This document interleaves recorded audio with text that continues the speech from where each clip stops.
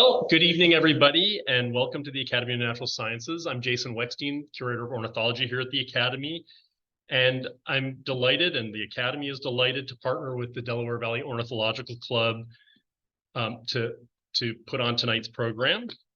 And for those of you, if any of you are not members of the DVOC is one of the oldest ornithological clubs in the United States.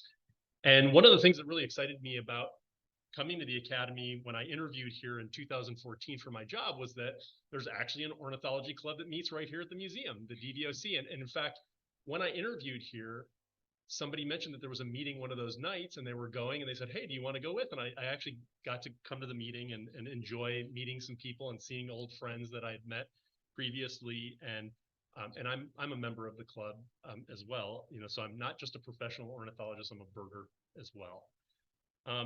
And the club's been, the ANS has been hosting meetings here, or the DVOC has been having meetings here since for 125 years.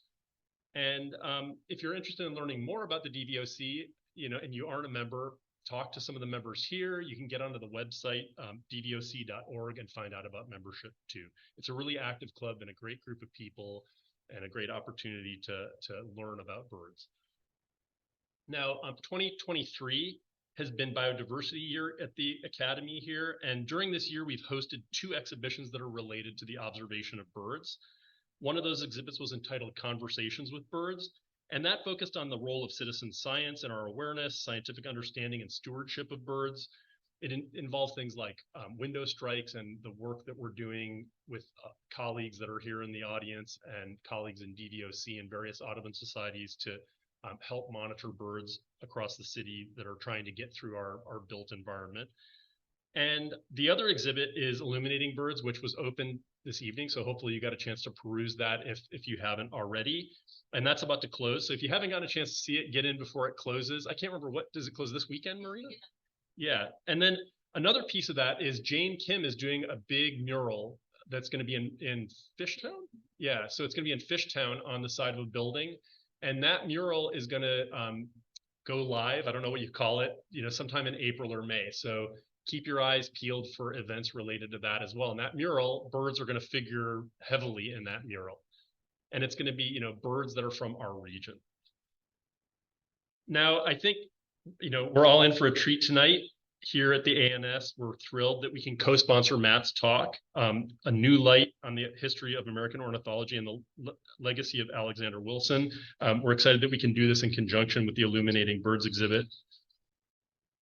And I'm particularly excited because Matt was my first PhD student, and he graduated with his doctorate from Drexel's Biodiversity, Earth, and Environmental Sciences Department, and is now the curator of ornithology at Drexel. But Bob will tell you more about that. At Drexel, at the Delaware Museum of Science and Nature. It's a new name for that museum. Sorry, my Nature and Science, mixing them up. And the bottom line is Matt gave this talk previously, and I heard raving reviews about it.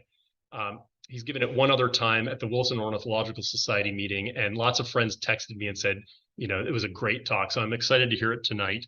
And now it's my pleasure to introduce my colleague, Bob Peck, who's a writer, naturalist, and historian who serves as the curator of art and artifacts here at the Academy and is also senior fellow at the Academy of Natural Sciences. And with his expertise in the history of avian illustration, Bob was a key contributor to the Illuminating Birds exhibit. And when Matt was a graduate student here, these two would sit at lunch chatting about history and art and ornithology and all of the figures that Matt's going to talk about and more, and really gave me an appreciation for the history of ornithology here in Philadelphia. So Bob, come on up. Thank you, Jason, and good evening, everyone. I'm glad some of you had a chance to see the Illuminating Birds show tonight. If those of you who didn't get a chance or haven't seen it yet, just to echo what Jason said, it is closing on Sunday. So here's your last chance. And it's really a wonderful exhibit. I think you'll enjoy it. And it ties directly to what Matt's going to be talking to us about tonight. Alexander Wilson, but a whole range of other people as well. As Jason said, Matt holds the title of Assistant Curator of Birds at the Delaware Museum of Nature and Science. It's a position he's had for a year. I think it was just October of 2022 that he was given that title, after serving for 10 months as the acting curator of that collection, and prior to that as the collection manager there. So he knows that collection well, and it's a very nice sort of sister institution to the Academy. We've had a long relationship with that museum, but it's much stronger now, thanks to Matt being there. Jason mentioned that Matt got his PhD from the Drexel Bees department in 2021, but he really has been, I think, sort of thinking of the Academy as his second home since about 2015, when he began his work at Drexel. And I've been the beneficiary of that because, as Jason said, he and I used to spend a lot of time talking about shared interests. His specialty in bird world is on thrushes, and he's one of the world's expert on that topic. But the subjects I love talking to him about at lunch and other times were history of science and history of ornithology. Matt is an extraordinary researcher.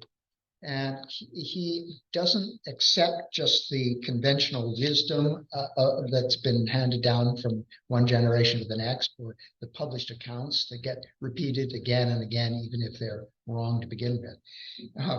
Instead, he seeks out original documentation of the subjects he's working on through letters, diaries, paintings, drawings, the actual specimens themselves. And then using his scientific mind, he analyzes these and determines really what is fact and what is fiction. So he's found lots of new information, but also tangibly new specimens here in our own Academy collection. He's found things from Peale's museum and collect specimens originally collected by Alexander Wilson that most people thought had been lost until he sleuthed them out and managed to put a spotlight on them. His approach to history is a different one than most. It's really from the bottom up, not from the top down, which is the way most of us were trained. And as a result, he's brought lots of fresh new insights into the history of ornithology, some of which he's going to share with us tonight. So it's my great pleasure to introduce my friend and colleague, Matt Halley.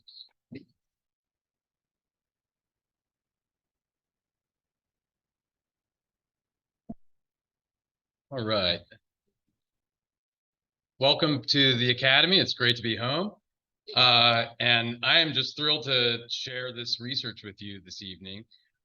So like Bob said, thanks to Bob and to Jason and to everyone at the Academy for putting this together.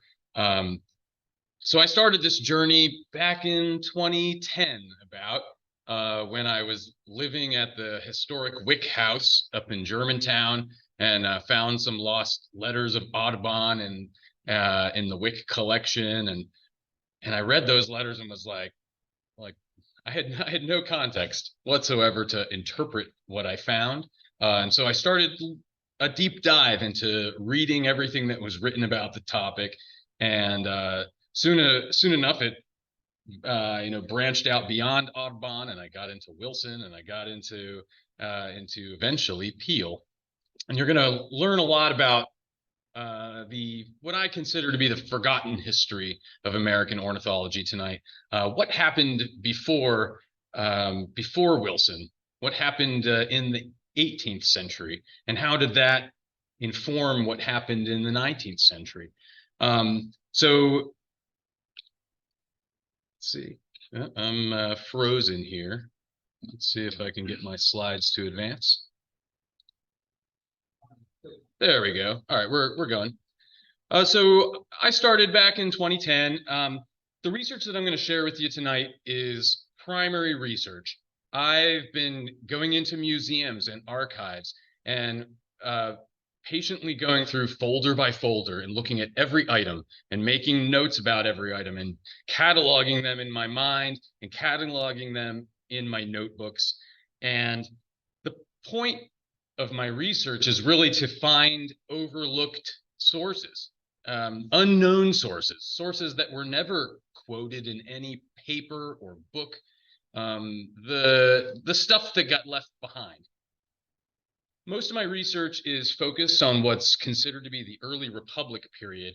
This is after the Revolution has concluded in 1780. And usually the early Republic extends to about 1830. And I take a little more expanded look at that, take it out to 1850 so that which encompasses the entire life of John James Audubon, who was an important figure in the advancement of the science that I love so much and that I've devoted my life to. You may have read some of my research on Audubon. I'm not going to be talking about Audubon this evening, but maybe in a future talk we'll get into that tangle. So I'm interested in what happened and who did it and when it happened. But I'm also very interested in the historiography of science. How did historians interpret what happened? And how did they tell those stories? And then how did our understanding of those stories change over time? And ultimately, this work is really, it's founded in a scientific standard of evidence. If we go on an expedition to a remote mountain range and we come back and we tell everyone we found a new species of jay, the first thing is that our colleagues are going to ask us back home is, okay, where is it? We have to present evidence to back our claims in science. Extraordinary claims require extraordinary evidence. So my research is, it's, as Bob said, I take a scientific approach to my historical research, and that kind of differs a little bit from the traditional historian, the tradition of history, and the way that other scholars have worked before me. And so sometimes that leads to conflict between me and the other historians. We'll hear a little bit about that as we go along. So just like in science, once we have evidence that a hypothesis is not supported, or we have some evidence that something that we thought was true for a long time isn't true, the scientists change their opinion. Once the new evidence is placed in front of us, we assess the evidence, and if we were wrong, we admit that we were wrong, hopefully. And that's how scientific progress goes along. And so my research in history is also taking that same approach, which you might call empirical revisionism. Revisionist history is a dirty phrase among historians. Sometimes the revisionist is thrown out as an insult. I take that as a compliment, because we just, empirical revisionism is also known as the scientific method. So tonight we're going to speak about this gentleman, Alexander Wilson. He was born in Scotland in 1766, and he was a poet and an orator. And he arrived in the United States in 1794 and took up a bunch of odd jobs. He was a weaver. He lived on a farm up near Pennypack in what's now Northeast Philadelphia by Pennypack Park. He was a schoolmaster. He was teaching at a school north of Germantown that was called Milestown at the time. Eventually, he made it over to what's now known as West Philadelphia and the neighborhood of King Sessing. And it was around 1803 that he began this great ornithology project that earned him fame. And in a period of only 5 years, he went from no ornithological expertise to speak of to authoring the first multi-volume set of books in the New World that was devoted to birds, the American Ornithology, which is published in 9 volumes. You'll notice that that end date, it should be 14, that's a typo, 1814. Wilson, the last 2 volumes of his book were published posthumously. He died at 47 years old, And it was a real tragedy here in Philadelphia and around the world, because in such a short amount of time, this man was just incredibly prolific, not only in his writing, which is very charming writing. Remember, he's a poet, but also in his illustrations, which are also charming. And that this book was published here in Philadelphia. The primary engraver was Alexander Lawson. It was published by Bradford and Inskeep, a famous publishing firm here in Philadelphia. And for this reason, often, Philadelphia is considered to be the cradle of American ornithology. Often people point to Wilson as sort of the progenitor of this movement. Now, Wilson worked himself to death. In the Historical Society of Pennsylvania, this scrap of paper is the last written words of Wilson, except for the signature on his will. August 13th, just a few days before he died in 1813, he made a list of birds that he had yet to draw. Wilson literally worked himself to death, and as a recent graduate student, I can commiserate with Wilson. So about 1820, we see this phrase, father of American ornithology, first put in print. The earliest reference to this phrase that I've found comes from the letters of Hibernicus, which was a pseudonym for DeWitt Clinton, the New York statesman and naturalist. And the letters were written in 1820, and Clinton wrote that Wilson, the father of American ornithology, was almost always a pedestrian traveler. He did a lot of walking. That phrase, father of American ornithology, quickly caught on. And over the next decades, it started to appear over and over again in published works. Wilson, the father of American ornithology, over and over again. And as we repeat something in scholarship, remember that scholarship is standing on the shoulders of giants, right? And so we read the works that were done before us, and we cite those works in our own works. And sometimes we just take, juicy bits that sound really nice, like father of American ornithology, and we repeat them because they can sometimes conform to our biases. So this wasn't happening in a vacuum, because right around the same time in the 1840s, there was a philosophy that was emerging that has come to be known as great man theory. This idea is that historical change in our society is ultimately caused by individuals with certain innate traits, that it's the innate qualities of the great men that transform society. Nowadays, we would include great women in this discussion. The point here being that it's not the society that is to blame for these great actions, but the innate qualities of the individual. So all things that we see standing accomplished in this world are properly the outer material result, the practical realization and embodiment of thoughts that dwelt in the great men sent into the world.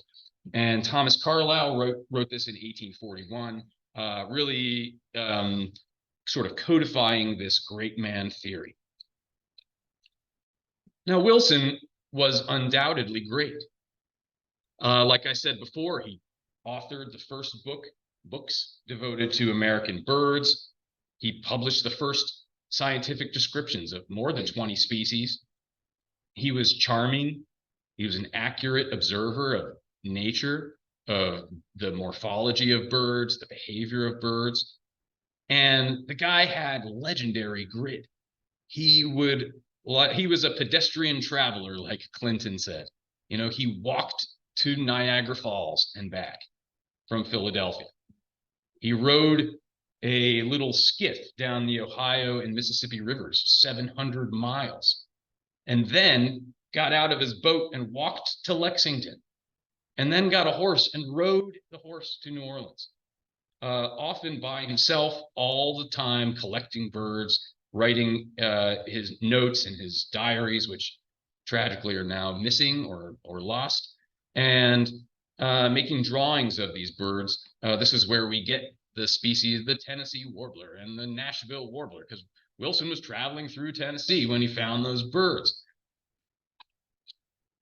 And so as the 20th century progressed, and eventually we moved into the 21st century, the historical community came to a consensus that Willson was the father of American ornithology. And Burt and Davis, who were both former presidents of the Wilson Ornithological Society, they published this book in Harvard University Press in 2013, saying Willson was unquestionably the first American ornithologist. The title of their book was The Scot Who Founded American Ornithology.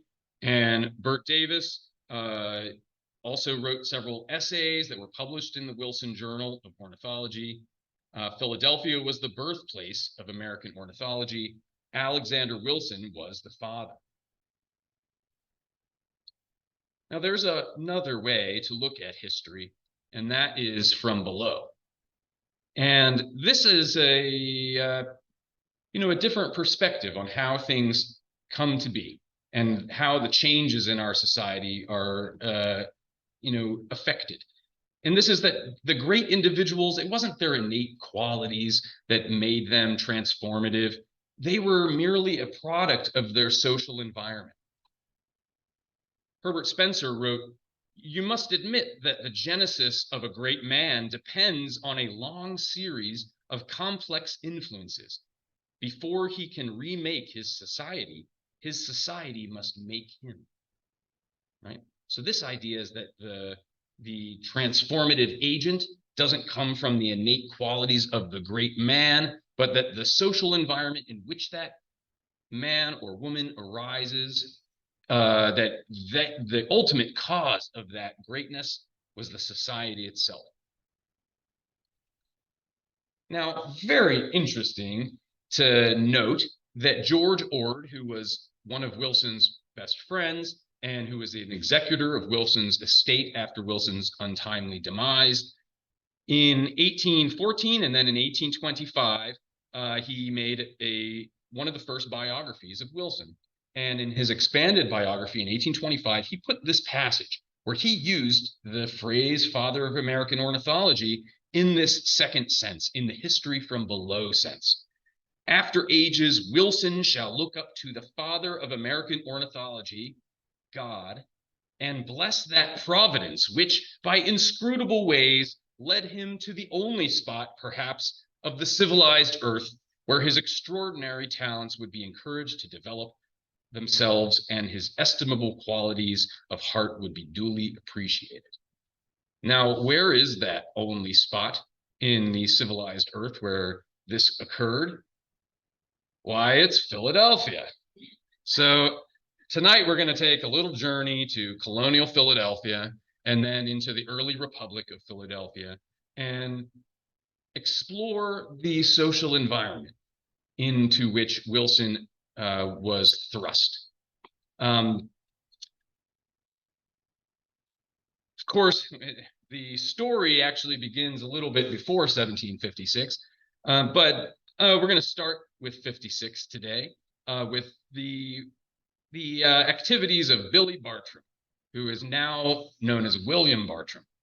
Now, William's father, John Bartram, and his mother, Anne, they founded what is now called Bartram's Garden in West Philadelphia on the banks of the Schuylkill River in the 1720s.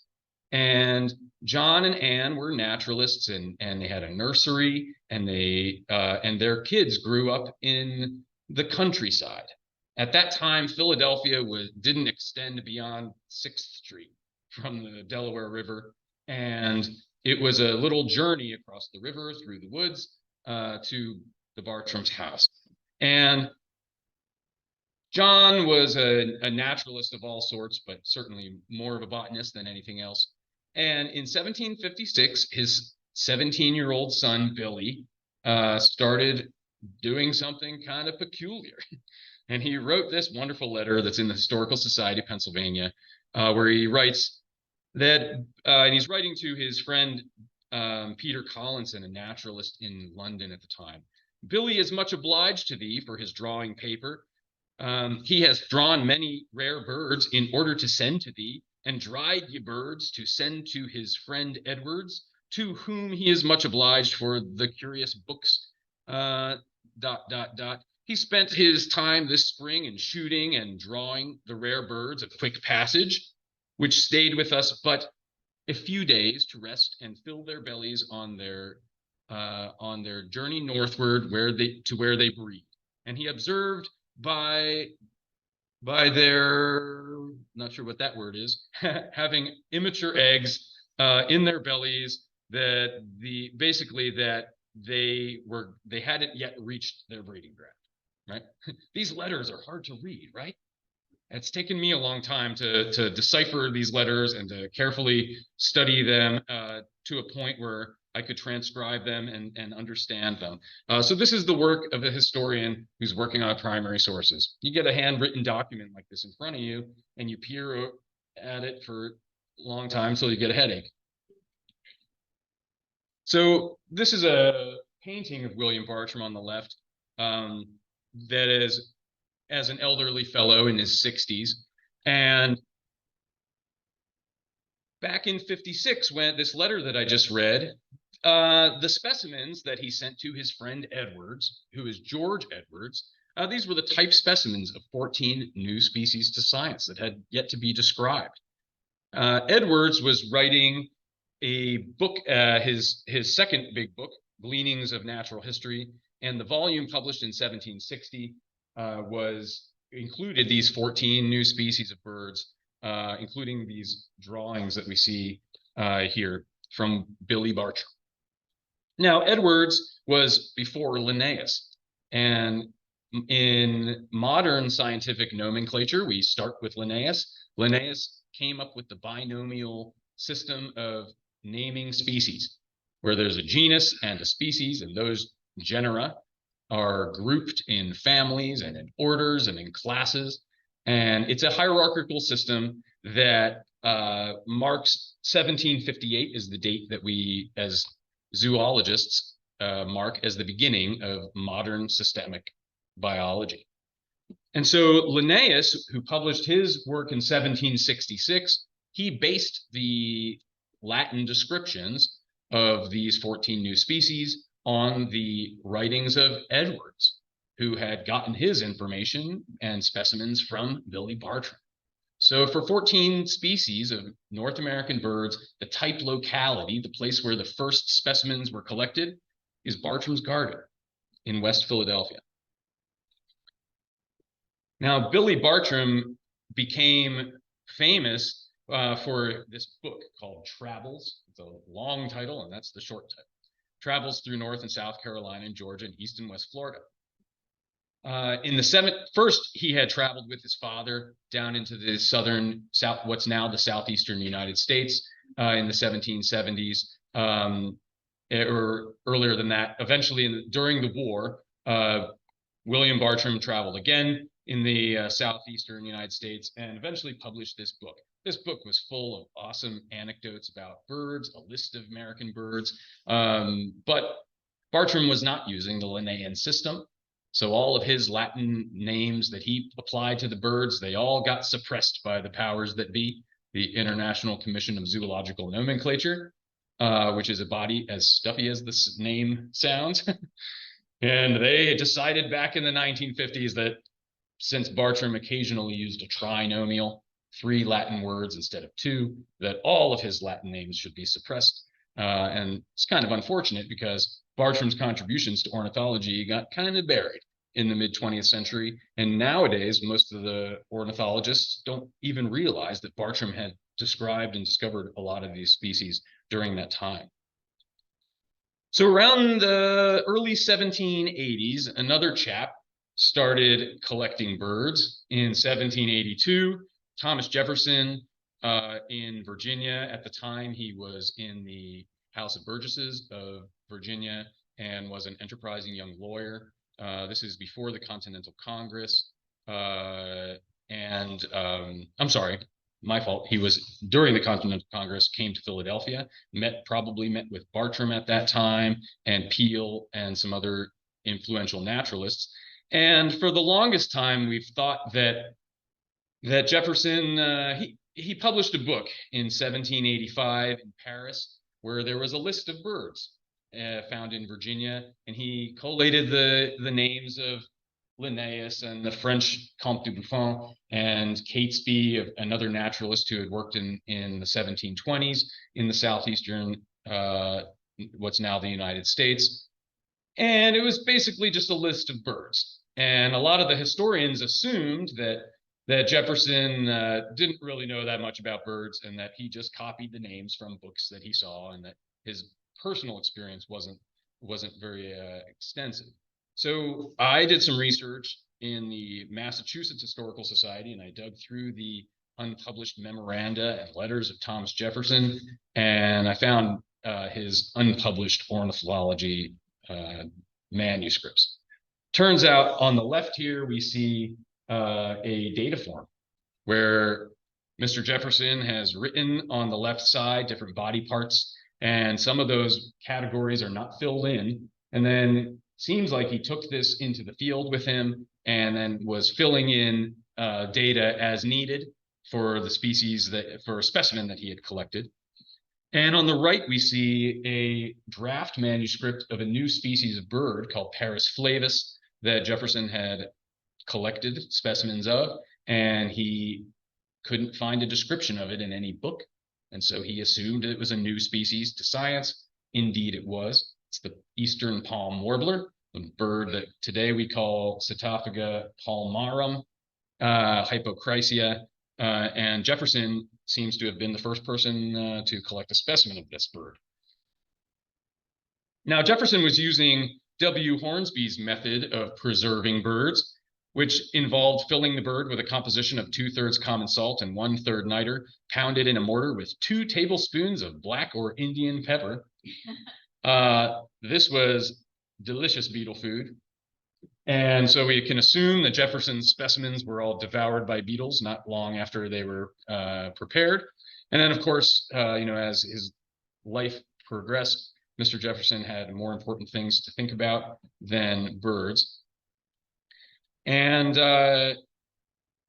this was presumably the same kind of recipe that William Bartram was using going back to the 1750s and even earlier than that. So at this time, specimens were not stable.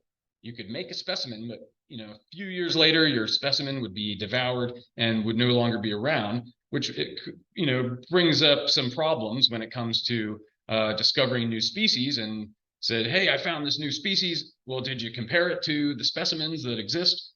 Yeah, there weren't any specimens that were extant at the time. The most important development in this regard came not long after Jefferson by a man named Charles Willson Peale. So for the rest of the talk, we're going to hear a lot about Mr. Peale and his family. Peale was an officer in the Revolutionary Army, in the Continental Army, and he rose to the rank of captain. This is a self-portrait on the right. Charles Peale was a prolific painter, and during the Revolution, he started painting the portraits of the soldiers, the generals, important people. This is Peale's portrait of Ben Franklin on the left, and 2 portraits of Washington. Washington sat for Peale 4 times, maybe more. The famous Washington portrait with the blue sash, that's Peale. In so many ways, the reason we know what George Washington looked like, what Ben Franklin looked like, what Meriwether Lewis looked like, is because of Peale's portraits. Peale was also a pioneer ornithologist and taxidermist. This is what we're going to be hearing a lot more today. He was a family man. He had 16 children by 2 wives, and his children played an integral role in the development of his ornithology. And this is something else that we're going to learn a lot about today. And Charles Peale was the original hoarder. This guy started in the early 1780s, decided that he was going to turn his house into a repository for curiosities. In 1786, he publicly announced in the Pennsylvania Packet, Mr. Peale, ever desirous to please and entertain the public, will make part of his house a repository for natural curiosities. He has acquired the means of preserving birds and animals in their natural form, and he intends to place in his collection of curiosities every curious species of birds and animals that he is able to obtain belonging to North and South America. You can only imagine what Peale's wife, Rachel, thought about this, and what their house must have been like when they started filling every corner of the house, plus all their kids, right, with this taxidermy. By December of that same year, Peale wrote, I have nearly completed the class of wild ducks belonging to this river, ducks and drakes, which I dispose in various attitudes on an artificial pond, some birds and beasts on trees, and some birds suspended as flying. At this time, Peale was using what he called antiseptic powder to preserve his birds. Again, this was just spices. It wasn't really much different than W. Hornsby's method. He said in a direction for preserving birds dated 1787, he writes, put some of the powder into the skull where the brains and eyes were, also on all the inner part of the skin, taking care to push as much of the powder as you can get into the pinions. These are the flight feathers of the wing by the help of wire, and stuff the skin with oakum. Oakum was a fiber that was infused with tar that was used in the shipyards, and oakum had a rigid structure to it. So especially for the larger birds, by stuffing them with oakum, Peale could maintain the shapes of the bodies of the birds, which produced a more pleasing effect for his the visitors to his house museum. Now, the real breakthrough came 2 years later. In 1788, Peale experimented with a hot arsenic bath. I began and continued my labor this whole day in washing my birds and beasts in the arsenic water. Having my hands continually wet, I find a considerable soreness at the ends of my fingers, so much that I had a small fever at night and some restlessness. So Peale was putting his body on the line for American Ornithology in 1788. Now, there's some evidence that arsenic had already been used to preserve taxidermy in Europe, in France particularly. There is no evidence currently that I'm aware of that Peale got the idea for arsenic preservation from France, although he did have some correspondence in France at the time. And later, Peale did claim to have independently developed this technique himself. And the idea was to take powdered arsenic and dissolve it into hot bath and then dip the birds in and then hang them up to dry. So I mentioned before that Peale's family was an integral part of this whole museum business. Raphael is his oldest son, born in 1774, prior to the Revolution. Rembrandt in 78. Titian, 1780. You'll notice that Titian passes away at the age of 18. This is Titian Peale the First. I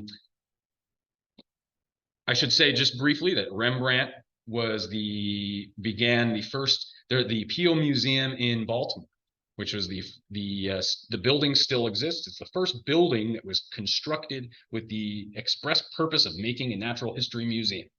And Rembrandt was the proprietor of that museum. Titian was an amazing taxidermist and was working on a book of insects, American insects and butterflies. Unpublished manuscripts from this book exist before his sad death in 1798.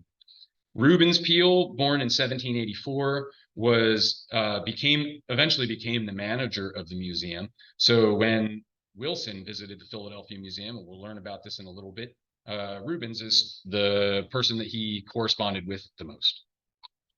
And finally, down in the corner, we have Sophonisba. Sophie Peale was, to my knowledge, the first female American ornithologist. She was collecting birds with her father. She was trained in the taxidermy. She was dipping the birds in the arsenic bath with her siblings. And there's another young man in the Peale's house named Moses Williams, and we have no portrait of Moses. We do have this silhouette. Peale had a lot of accomplishments, and then, but he was also an enslaver, and he had enslaved this family, the Williams family. He had a change of heart after the Revolution, and Peale emancipated Moses's parents. But because of the Commonwealth law at the time, Moses was forced to remain in Peale's service until the age of 27, I believe. So Moses, after his parents were emancipated, Moses stuck around and worked in the Peale Museum, no longer as an enslaved man, but in a servant of some sort. It's a complicated history, and all of the other ornithologists who I've mentioned up to this point, Thomas Jefferson, William Bartram, also owned slaves, also sold slaves, bought slaves. This is an untold dark chapter in American ornithology and American science. We should note that Thomas Jefferson, modern research has proven that he fathered children with one of his slaves, Sally Hemings. And when Jefferson, so at that time, there was, you would inherit your status as a citizen from your father. But the slave colonies realized that this was a problem, and they wanted to make more slaves. And so they reversed the law in the American colonies so that the slaves would inherit their status as citizens from their mother, not from their father. This allowed the slave owners to breed their slaves. This is what Jefferson was doing with Sally Hemings. He was breeding his slaves so that he could have more slaves. And those slaves who were Jefferson's children, he recorded their births in his farm book, where he kept the notes of his pigs and his cows and his slaves. So this history does not, we're not going to dwell a lot on this going forward in the talk, but I'd like you to just keep this in mind, that the point here is not to lionize these historical individuals, but to tell the stories and the context in which this research was done, in which the science was developed, and do it in a way that doesn't sugarcoat it, but also, this talk, I'm going to be focusing on the ornithology, not on the sociology of this period. Now, Moses learned taxidermy, but it was seen during that time as beneath the African-American population to be learning painting. Painting was a more refined, civilized skill. And so all of Peale's children were sitting with their father with their own easels. When their father was, when George Washington sat for Charles Peale, his kids had easels as students in the room, and they painted their own portraits of Washington behind their father. Moses was not allowed to do this, but he learned the taxidermy. And there's no primary sources that specifically tie Moses Williams to ornithology or specimen preparation, but we know he was preparing specimens and learning the taxidermy techniques in the museum at the time. And birds were the primary currency of the Peale Museum at the time. So it's almost certain that Mr. Williams was an ornithologist and preparing bird specimens using Peale's method of the arsenic bath. Now, Moses Williams became very well known and is known today as a cutter of profiles. And he was trained to use an ingenious invention, Hawkins' physiognotrace, which is this amazing little device on the left that would trace the silhouette of a bar would pass across the face of the person as they sat, and a stylus up in the upper portion would trace that silhouette in miniature, and then they'd cut out the silhouettes in the museum. And then the folks in the museum who were visitors could come have their silhouette cut, and they would take that home as a souvenir from the museum. So Moses became well known as the cutter of profiles, and we're going to see some more of that in a little bit. So about 1792, Peale began a foreign specimen exchange. By this point, he's been collecting the birds, the local birds, for a few years, and he's amassed quite a collection. And so he writes to a colleague in London, "I therefore make you the proposal of sending you all the variety of this country for an equal number of European species, that I may be prepared for such an exchange. I'm now using every means in my power to collect and preserve the birds of the present season. I find that every year I discover some kinds that I had not known before. And from what I've read, I find that those who have attempted the natural history of this country were generally deficient of intelligence. I have embraced the first coming of the birds this season, and daily with one of my sons hunt and preserve all we can. We have already mounted a tolerable number of the small birds in a handsome condition, and by constantly shooting them ourselves, we are able to gain a knowledge of their manners. In our thick forests, I find birds that perhaps are never seen on the cleared fields, and every succeeding year our country furnishes me with some new species which I had not before. I mean to be attentive to preserve not only each species I can procure, but all its varieties, which in proportion to my success therein, much entertainment will be given to the inquisitive mind. When I print that part of my catalog which describes the birds, it is my intention to give some etchings of those which I find have not been described. These plates I will execute myself, because I expect that at least I will be more correct than if done by such engravers as this country affords." So by 1792, Peale had a vision. Not only did he have this collection of bird specimens, he was finding all sorts of species that didn't appear in the published works in Europe. And he had a lot of European colleagues and had the ability to look at these rare volumes. And he had a vision of creating a book that would have illustrations of these new birds and descriptions of these new birds for science. Sounds a whole lot like American Ornithology, doesn't it?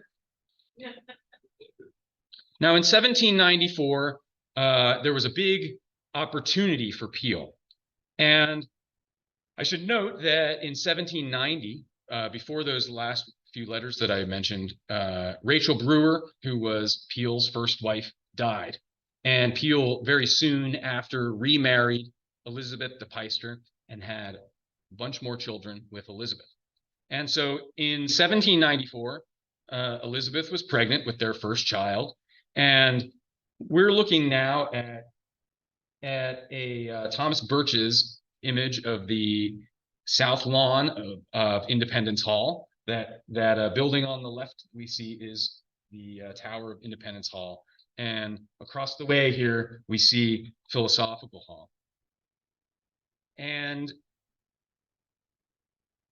Peale moved his museum for the first time out of his private residence and into a public building. Philosophical Hall was built with the finances of Ben Franklin in 1780, the late 1780s, I think 6 or 7, and with the intention of using this building as the home of the American Philosophical Society.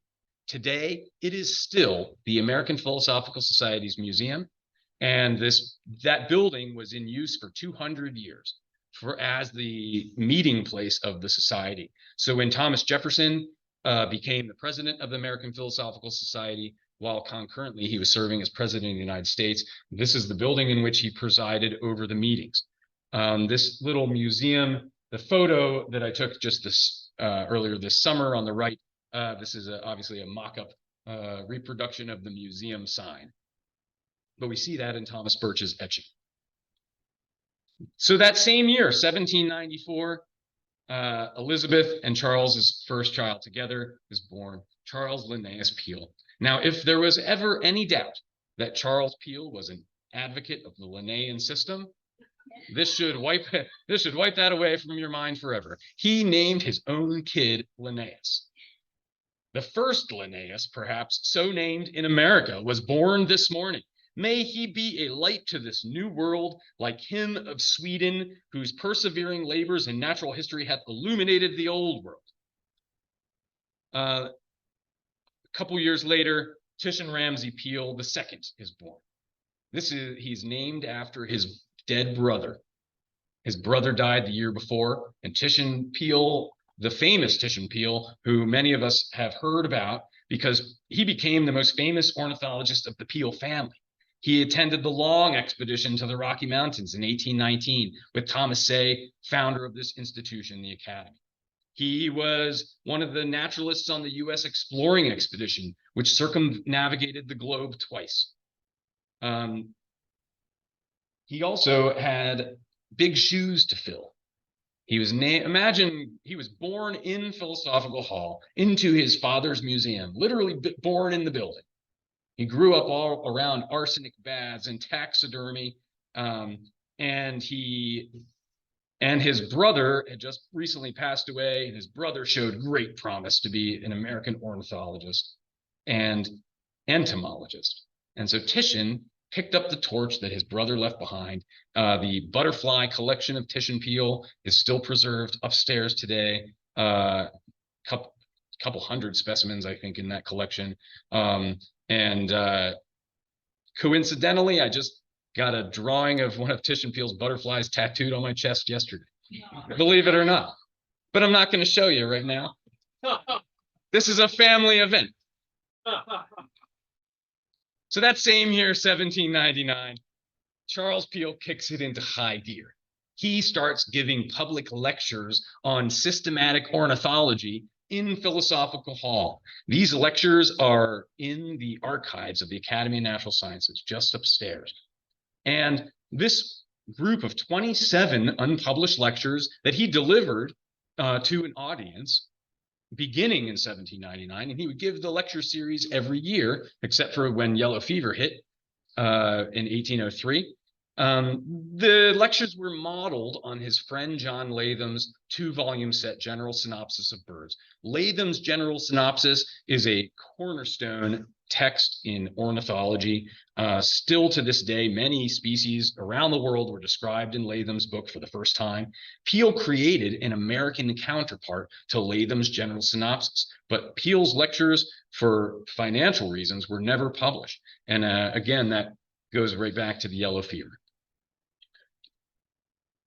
Now, Peale's lectures followed the Linnaean system. He described more than 600 species in his lectures. And these were species that he had mounted in his museum. It wasn't just things that he read in a book and copied into his lectures. There's sometimes he would do that, and he would make sure to tell you in the lectures that I don't have a specimen of this one yet, but man, I'm trying to get one, right? Now, the great thing here, the first transcripts of this voluminous work are going to be available soon. For the last 4 years, I've been working on a project called Ornithology in Peale's Museum. This is just one small portion of a larger project called America's Earliest Museums. It's spearheaded by John Van Horn, the former director of the Library Company of Philadelphia, one of America's oldest libraries. And John and several other editors, including myself, have endeavored to make a digital inventory of every object that is ever known to have been in Peale's museum from the early 1780s until his death in 1827. This is thousands of objects.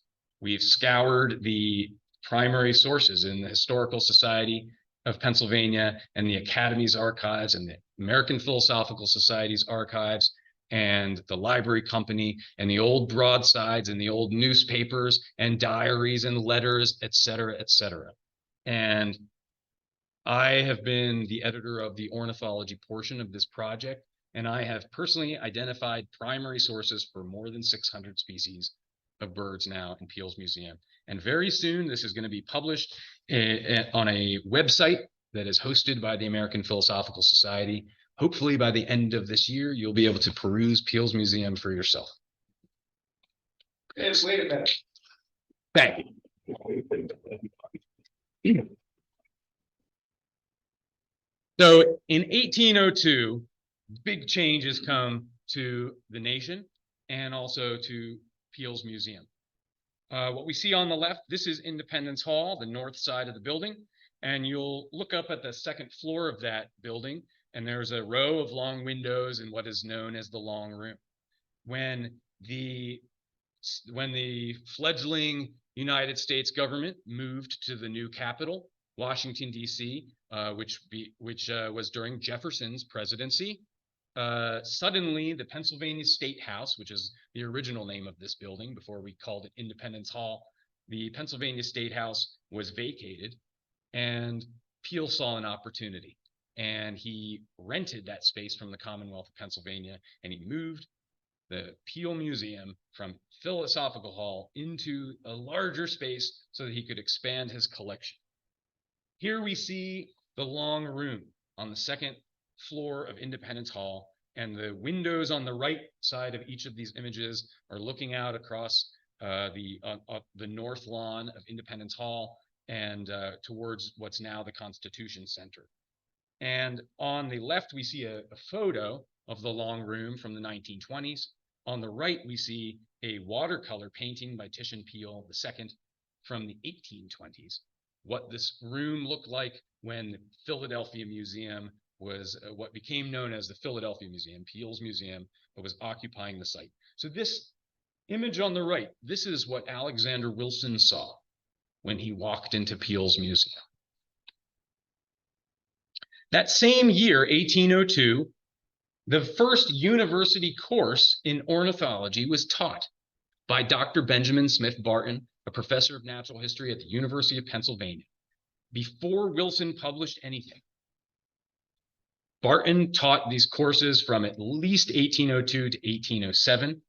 And this letter from December 1802, which is Charles Peale writing to one of his sons, he says, Dr. Barton got several of his friends to speak to me about his having permission to explain to his class the characters of the subjects of my museum. 10 of his pupils have bought tickets. He expects his class will amount to 24. Peale agreed to this situation as long as they were paying customers, and he refused to give them exclusive access to the space. He said, if any of my other patrons wish to come in at the same time your class is here, they're free to do so. Now, ornithology classes still are going on in Philadelphia and in this building to this day. When I was a PhD student here, I took my first official ornithology class under Dr. Weckstein, and he's still teaching these classes. The tradition of university-based ornithology now goes back more than 200 years, and it began at the University of Pennsylvania and in the Philadelphia Museum. So here we have a period map of Philadelphia, and on the right we see the star is the location of Independence Hall, where the Philadelphia Museum was located. Now we see on the other side here in spring 1803 we're traveling to, we see the neighborhood of what's now known as the neighborhood of King Sessing. Alexander Wilson moved to King Sessing in the spring of 1803. And this was a momentous event for ornithology because right down the road was the botanic garden of William Bartram, who we've talked about before. You'll see right under the top star, you see the word school. This is the location of the Union School, which is a one-room schoolhouse. There's an etching of it on the left that is now demolished. It's gone. It was located somewhere near the corner of 48th Street and Woodland Avenue in West Philadelphia, about a block from where I used to live when I was working here at the Academy. And Bartram's Garden, of course, is still there. And the house that we see in the right image, the Bartram House, which dates to the 1730s, is still standing today. And of course, this, just to remind you, is Mr. William Bartram. So that same spring, May 31st, 1803, over at the Philadelphia Museum, Charles writes to his son, Sophonisba is not only preserving birds well, but she also accompanies me in my hunting excursions and is now fond of shooting the little fousey. So Sophie is out collecting birds in the spring of 1803. And now over on the west side of town, Alexander Wilson declares his intention to make a collection of all our finest birds. Now this quote has been declared by Burt and Davis in their recent book from Harvard University Press, that this quote is the founding document of American ornithology. Clearly, that's not true. And because Mr. Peale over on the east side of town was sort of already up to that, right? Now, Rubens responded to Charles. He said, "It gives me pleasure to learn that Sophie has become a collector. I hope she may prosper in it, for I hope to partake of the same pleasure when I return to dear Philadelphia. I should like to see foreign countries and collect in them, but in my situation can do but little." So at the time in 1803, Rubens and his brother Rembrandt were in Europe, where they were touring with the I believe with the mastodon skeleton that had been exhumed in New York State, and they were for a whole year they were abroad, and eventually the following spring, 1804, is when Rubens returns to Philadelphia. And oh, before I forgot about this slide, Charles reminds Rubens that the museum will now, in a short time, have the catalog in frames over each box. Sophonisba has advanced so far that I've now taken out of the room the book catalog. What this means is during the spring of 1803, the yellow fever returned to Philadelphia, and the population of Philadelphia fled into the countryside to preserve themselves. And Sophie and her father stayed back. They stayed in Philadelphia through the pandemic during that summer, and they renovated the museum. And Sophie was working on the bird cases. And at the time, Charles had this book catalog of the specimens, and which he was using in his lectures and all of that. And it was a pain because the people would come in to see the birds in the museum, and they'd have to flip through this big catalog to figure out what they were looking at. So Sophie painted these frames on the cases where she put the English name and the Latin Linnaean name and the French name, all on the catalog in frames on the cases. So when Alexander Wilson came to the museum for the first time, he saw the catalog in frames that Sophie Peale had so meticulously prepared for him before he walked in the door. The next spring, 1804, when Rubens returns to Philadelphia, this is when Wilson first meets the Peales. There is a wonderful quote from a diary. Rubens' daughter wrote in her diary several years later that she remembered her father had told her this story of when he met Alexander Wilson for the first time. Father Rubens was one day out shooting and sat down to eat his dinner when Mr. Wilson, then a young man teaching school, came by and looking at the bird said that father had shot a favorite bird that often beguiled him in his leisure hours by its warblings. Wilson showed so much fondness for birds that Reuben invited him to visit the museum to see his collection there, which he did. And from that time, Wilson devoted himself to the study of that branch of natural history and wrote a very celebrated work on ornithology. We have Carol Soltis to thank for this wonderful quote. Carol is one of the editors of the Peale Inventory Project. She's an art historian from the Philadelphia Museum of Art, PMA, and she was the first to transcribe this diary entry in her work in 2017, her book on the Peale's art. So thanks, Carol, if you're watching. We know that Alexander Wilson visited the Peale Museum because we have his silhouette cut from the physiognomy trace on the right side of the screen. This is an artifact that I located in the Winterthur Library. And to my knowledge, I published it 2 years ago. It was the first time this image had ever been reproduced. So all of the paintings of Wilson we've seen are all filtered through the eyes of the Peales or through the eyes of Thomas Sully, and the artist created the face. Here we have a machine that drew the silhouette of Wilson. So in some ways, this image of Wilson we see on the right is a more accurate image of Wilson. It contains some scientific information about his face that we can't get anywhere else. You'll also notice that it's kind of crude. Look at the ponytail on the back. Look at the details. On the left, now look at Moses Williams' silhouette, which was almost certainly executed years later, you'll see that Moses has an eyelash, right? And there's a lot more kind of fine cut detail. This suggests, at least to me, that this was one of the early physiognotrace cuttings. When Wilson first, the physiognotrace is kind of a thing that you do the first time you come to the museum, right? And you take a souvenir home with you. So the physiognotrace was not installed until December 1802. So within a couple years after it was first installed is when Wilson visited the museum. It's probably when this image was cut.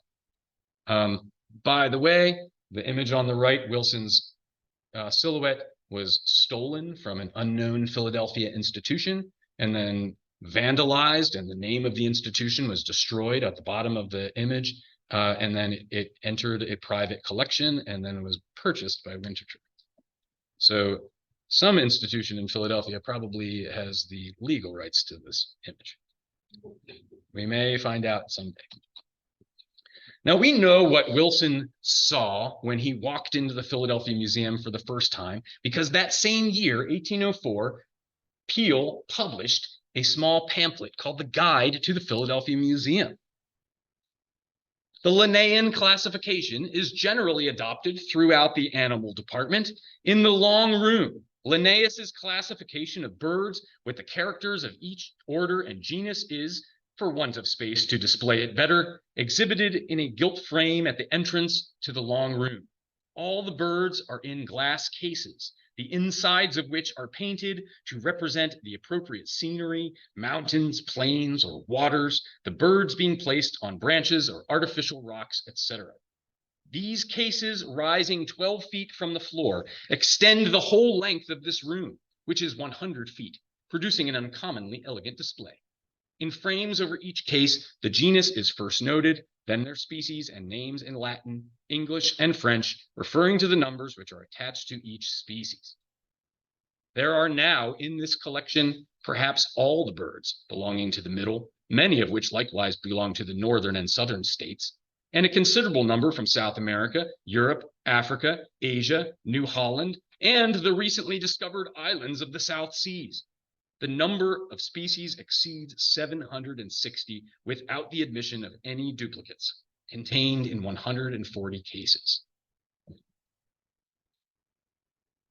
Soon as Wilson visited the Peale Museum, he started going on expeditions himself. First to Niagara Falls, his long walk, right? Then he went to New England in 1808. Then he went to Georgia in 1808-09. Around that same time, William Bartram was mentoring him in drawing and natural history, spending a lot of time over at Bartram's Garden. And he was beginning to prepare the content that would eventually appear in American Ornithology, the first volume of which was published in 1808. That same year that Wilson's first volume is published, Peale writes, "A friend of mine, Mr. Alexander Wilson, is about to publish a work of the birds of North America, which will rectify many errors of authors on our birds, and he will also give plates of many that have not been noticed before. This gentleman is indefatigable in his researches to acquire a knowledge of the manners and habits of our birds. He has aided me considerably, for he is active with his gun at all seasons and correct in his observations. The first volume will shortly be put to the press. He means to comprise the work in 2 volumes. We know that the work expanded beyond 2. Dear sir, it gives me pleasure to introduce to your acquaintance a gentleman with the talents of Mr. Wilson. He is not only a poet and a faithful historian, but a man of great modesty, possessing an indefatigable industry in whatever he undertakes. His love of natural history induces him to undertake an expensive and laborious task, that of giving a true portraiture of the American birds. Besides receiving from him many specimens that I was not acquainted with, he has given me information of the manners of many others which the museum possessed. Indeed, he actually knows more of the American birds than any man I have yet been acquainted with. And I have no doubt that he will make a valuable work of his ornithology, and that he will obtain a handsome list of subscribers to it, the numbers being already considerable for the time it has been before the public. Mr. Wilson can inform you of my progress in the museum." So Charles Peale was was a big fan of Alexander Wilson. He was his hype man, which is pretty cool, right? Because remember, at this point, Peale had already, for more than a decade, had been planning to do this himself. And yet he didn't jealously guard his information about birds. Instead, he saw the promise in this young guy, Wilson, and boosted him among the naturalist community. In the Historical Society of Pennsylvania, in the Peale family papers, is a large bound volume that is the original accessions ledger for the Philadelphia Museum. This work was overlooked by Burton Davis and other historians, and as far as I know, there's only one other ornithological historian who spent much time perusing this volume, and that was Frank Burns in the early 1900s, who was a historian from Berwyn, Pennsylvania, and one of the founders of the Wilson Ornithological Society. Now, in there, we find the donations of specimens that Wilson deposited with the Peales. On 14th of July, 16 birds' nests and eggs of Pennsylvania, presented by Alexander Wilson. Now, before this, I think beginning in about 1804, Wilson had deposited a few curious objects that he found, but they weren't bird related. And it wasn't until 1808 that we have this entry. 1811, October, he deposits a female brown bittern, a female indigo bunting in the winter dress, nearly brown, etc., presented by Mr. Alexander Wilson. 16 January 1812, Alexander Wilson sent 2 skins of the black hawk. Now, this entry is near to my heart because I discovered Wilson's original variety of the black hawk, the original specimen, upstairs in the Academy's bird collection, where it had been overlooked as such for a century and a half. Tied on the right, we see a black and white photograph of that specimen and Wilson's plate of that very bird, published in 1812, which he called Falco Niger. And on the left, we see the underside of the wooden pedestal that is attached to the bird's leg. And on the underside of that pedestal, we see an inscription in pencil, Wilson's original variety of the black hawk from Peale's Museum, J.C. J.C. is John Cassin, former curator of birds at the Academy of Natural Sciences. Cassin died in 1869, likely of arsenic poisoning. And the sheriff's sale in 1848 of the remnants of Peale's Museum, it's very likely that Mr. Cassin was at the sheriff's sale and purchased these birds for his personal collection and then deposited them in the Academy when the time came. In November 1812, we see several specimens of hawks, nondescripts by Mr. Alex Wilson. And then on 20 March 1813, eggs of the bald eagle from Egg Harbor, which is in New Jersey and Cape May County. That's it. That's all the deposits of Wilson in the Philadelphia Museum. This contradicts a statement made by Burton Davis in their recent book, where Burton Davis wrote that Wilson deposited specimens of 255 species in Peale's Museum. Now, that's such a big disparity. The deposits in the accessions ledger, and even if we accept that there probably were some specimens that he gave to them that didn't make it into the ledger, that's a big difference between about 20 to 30 specimens that he gave to the Peales and 255, which is what has been claimed by recent historians. So the root of this misunderstanding can be found in Wilson's accounts themselves. This is the first species account in the first volume of Wilson, and he gives the Latin name for his Latin name for the blue jay, Corvus cristatus, two names, genus and species. He's following Linnaeus, and then underneath he gives a list of synonyms. These are different authors and works where he found that previous authors had already described this species that he's calling the blue jay. And you'll notice that at the end of that list, we've got Linnaeus and Brisson and Klein and Catesby and Bartram. And at the very end, we see Peale's Museum number 1290. Now, the big question here is what does that number mean? Was it a catalog number of Wilson's own specimen that was deposited with Peale? That's how you get to the number 255, if you assume that all the Peale numbers cited by Wilson were Wilson's own specimens. Or was it a specimen that was collected by Peale or his family, which Wilson cited to give the Peales credit? Well, the one way we can learn about this, shed some light on this question is by looking at the species that Wilson described first. The species that to this day we attribute to Wilson. Over here, let's see if I can move that little window. There we go. Here we see the marsh wren, Cysthothorus palustris, Wilson, 1811. This is how the modern ornithologists refer to this species, because Wilson is the first appearance of the marsh wren in any published literature that we know, right? And again, Wilson gives the name Certhia palustris, and he gives us Peale's Museum number 7282. Well, in Peale's 36th lecture on natural history, published, unpublished, but delivered in 1799, we find the marsh wren. This also, I believe, has not been described. How about the field sparrow, Spizella pusilla, Wilson, 1810? Wilson gives it the name Fringilla pusilla, which we still refer to today. Peale's Museum, 6560. Mr. Peale, in his 34th lecture, described the light red-billed sparrow. This is one of our smallest sparrows. How about the song sparrow, Melospiza melodia, Wilson, 1810? Wilson calls it Fringilla melodia. He cites Peale's Museum, number 6573. Again, Mr. Peale had already described the spotted breast sparrow in his 34th lecture. How about the cerulean warbler, Satophaga cerulea, Wilson, 1810?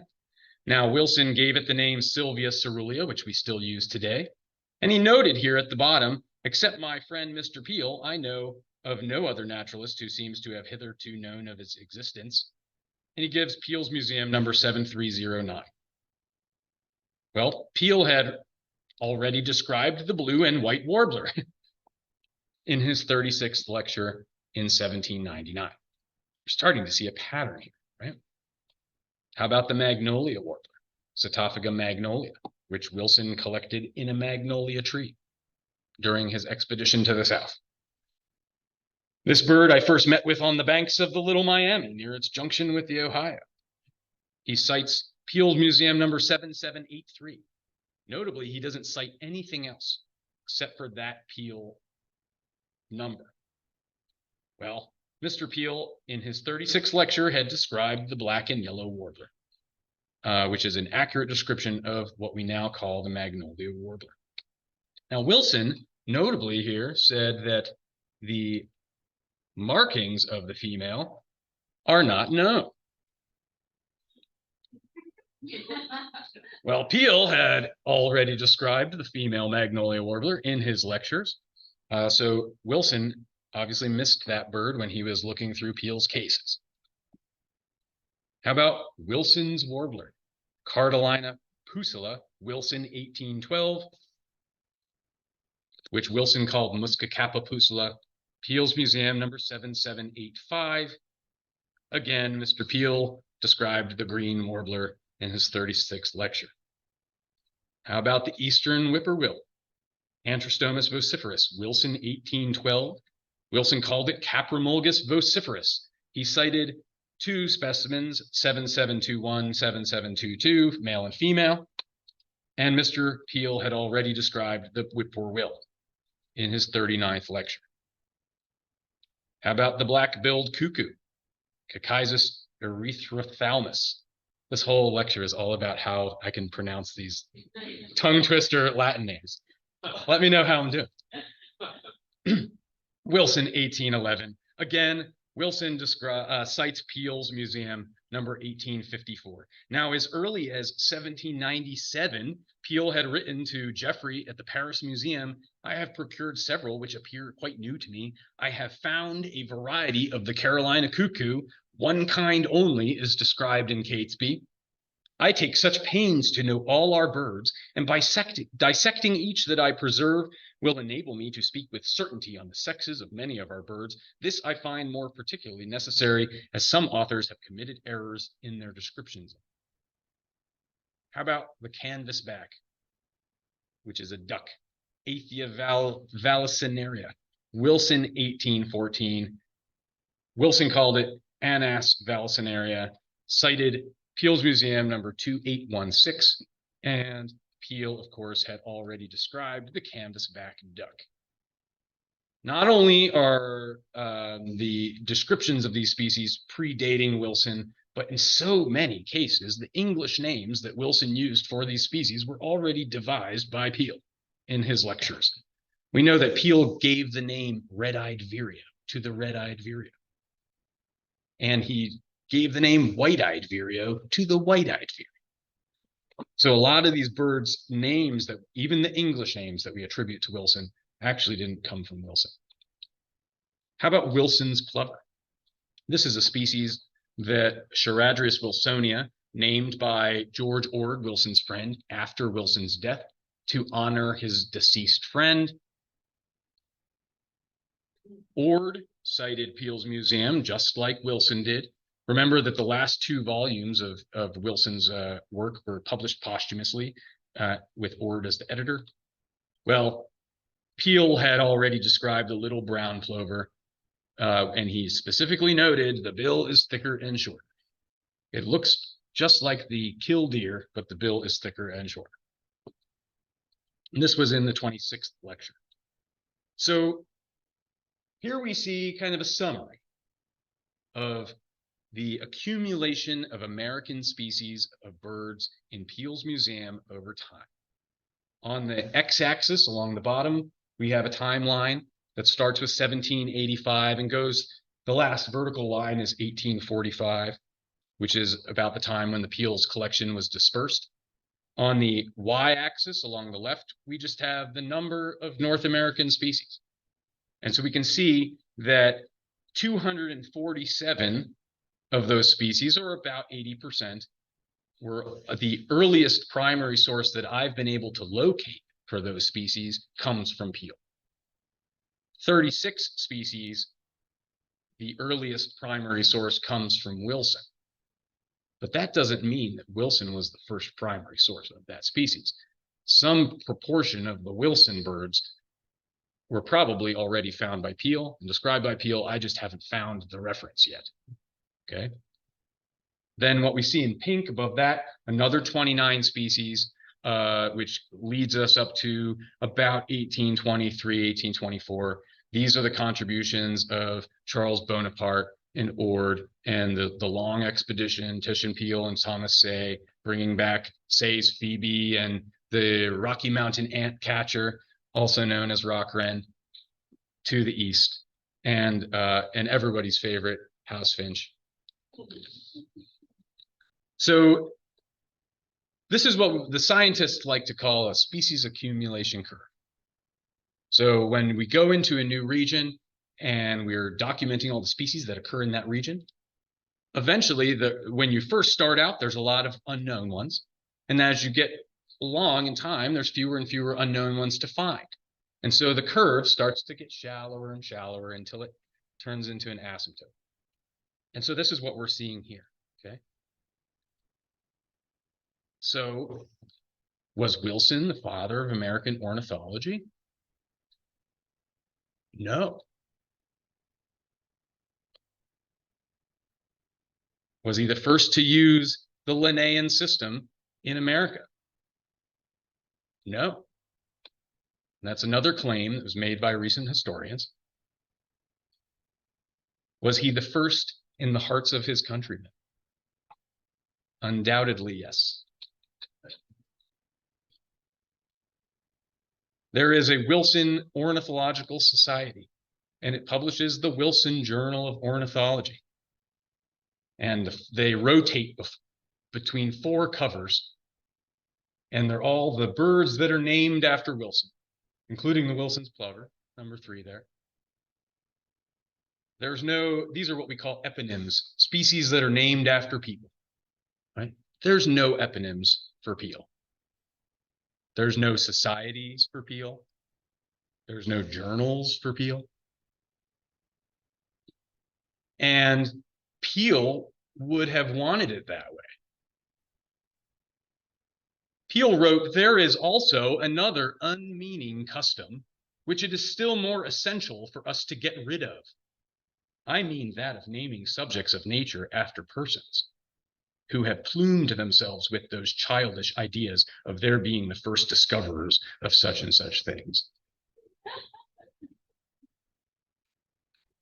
It would be preferable to give names descriptive of the subjects, but the most ridiculous and absurd is that of giving a name after some person who is supposed to be the first that has taken notice of a natural production. It feeds the vanity of some naturalists without enlightening the science." If you thought that the bird names for birds movement was a modern woke movement, think again. This was the ancestral state of American ornithology.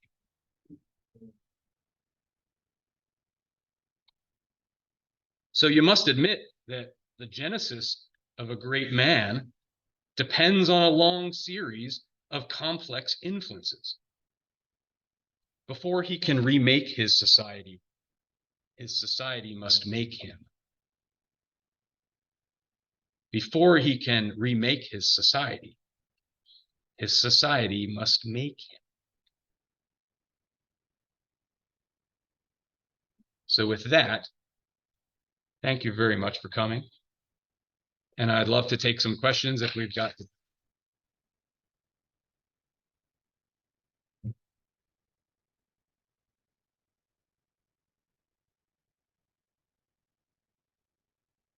Why didn't Peale describe these things in the scientific literature himself? Go Phillies. The reason why is it was financial. So the yellow fever hit Philadelphia, and it hit again the next year, and it hit again the next year, and it hit again the next year. And every year the public was leaving, and the populace. Running a museum is hard enough in times of when there's no pandemic happening. And so what happened is Peale's finances shrunk and shrunk and shrunk. You know, the sad truth is Titian Ramsay Peale II, who became the most famous ornithologist of the Peale family, for years he asked his father, can I work in the museum? Can you find a permanent position for me? You know, Father, that I'm gifted and that I've done more than any of your other children in this field. And the answer was always no, because he had already given the job to Rubens. They couldn't take it away from Rubens, and they were pinching pennies for years and years and years. For years, Peale lobbied the Commonwealth government of Pennsylvania and the fledgling government of the United States. He had a vision. He wanted his collection to become the nucleus of a national collection, of a national museum. And year after year, he got no support from the government. And eventually, Peale died. His collection was dispersed. And about 10 years later, the US government was like, you know, we really ought to start a national collection. And this is what became the Smithsonian Institution. And so in a perfect world, Peale's collection would have been the nucleus, the original collection upon which the Smithsonian was built. Unfortunately, what happened is the specimens got split up. Half of them went to P.T. Barnum, the circus promoter. He took them to his American Museum in New York City, which burned down in 1865. And Moses Kimball from the Boston Natural History Society took the other large portion. He took that to the Boston Museum. And then after that, museum closed, those specimens ended up in his barn for 20 years. And eventually they were sold to a taxidermist who took all the mounts off and all the labels. And eventually they made it to Harvard, where all of the data, original data and mounts were disassociated from the specimens. And now we can't tell a Lewis and Clark specimen from a long expedition specimen. Yeah, so I would say that ultimately the reason why is it's a financial situation. This was the first museum in America that made a go at being a public museum, and the financial challenges that are faced by the public museums and the nonprofit institutions today, you know, it's an old story going way back. You covered the preservation of the species and the shooting and preserving. If one would find an early Peale or a Willson, would the preserving method give you any clue, or did that preserving method, once started with arsenic, did that remain the same?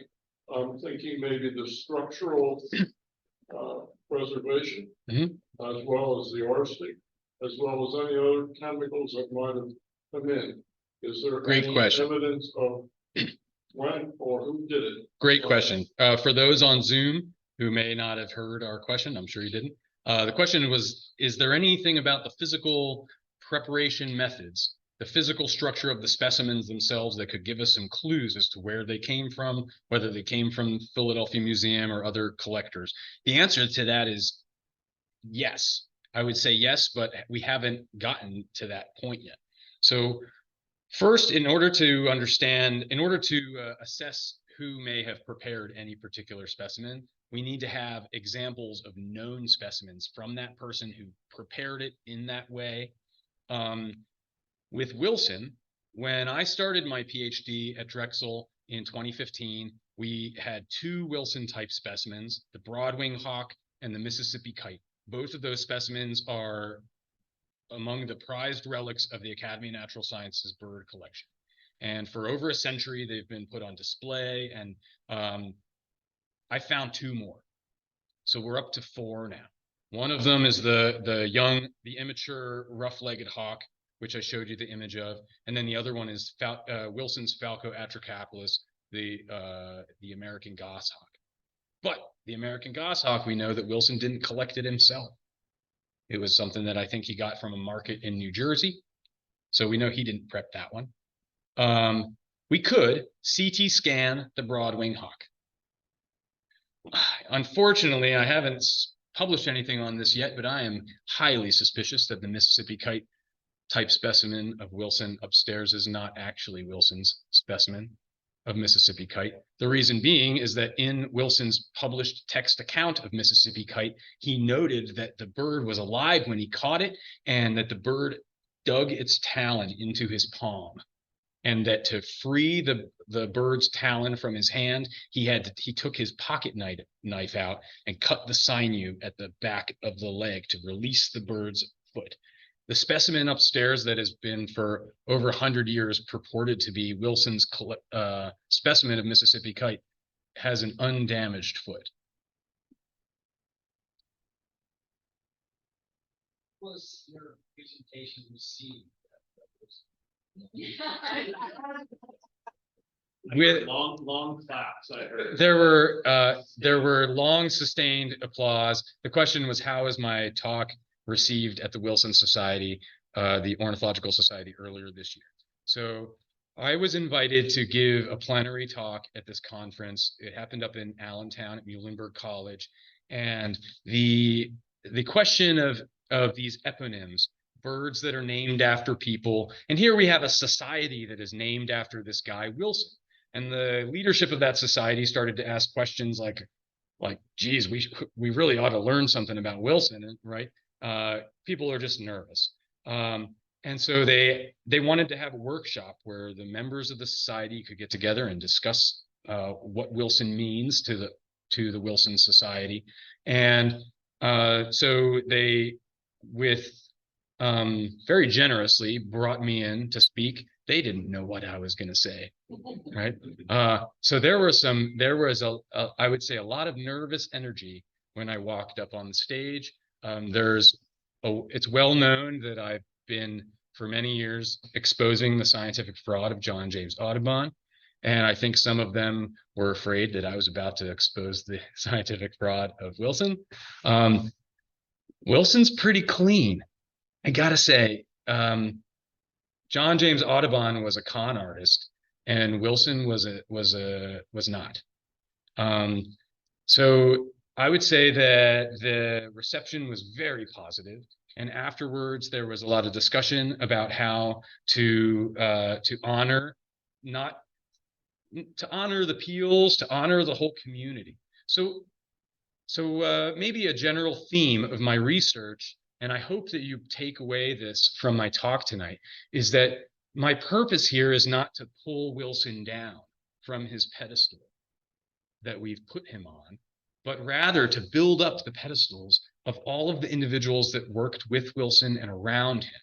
When we build up the community around these great men, we realize that the difference between the height of those pedestals is not as great as we once thought, right? That the great man theory, this idea that Willson had some innate qualities that made him great, which is what the Wilson Society has been telling itself for years, and it's what the Academy of Natural Sciences has been telling itself for years. The truth is that this was a whole community of people, and just like today, the society is built up of a community of people, and the institutions that we represent are communities. This is what inclusivity really means. This is how we build an inclusive society. It's how we build an inclusive scientific community. It's by recognizing and validating the contributions of every individual in that community instead of focusing only on one individual to the detriment of all the rest. So within that spirit, the Wilson Ornithological Society had a lot of applause to offer. And there's a lot of discussion that's now happening as to how the society can restructure and move forward in more inclusive ways and start to build a community that is that recognizes the first African-American ornithologist and recognizes the first woman ornithologist, both of whom were before Willson. And that, I think that we have a lot of room to grow, but I think that with some courage, we can move forward and build the society in the way that is going to honor those people of the past while also honoring our current situation. So I think there was a question in the back.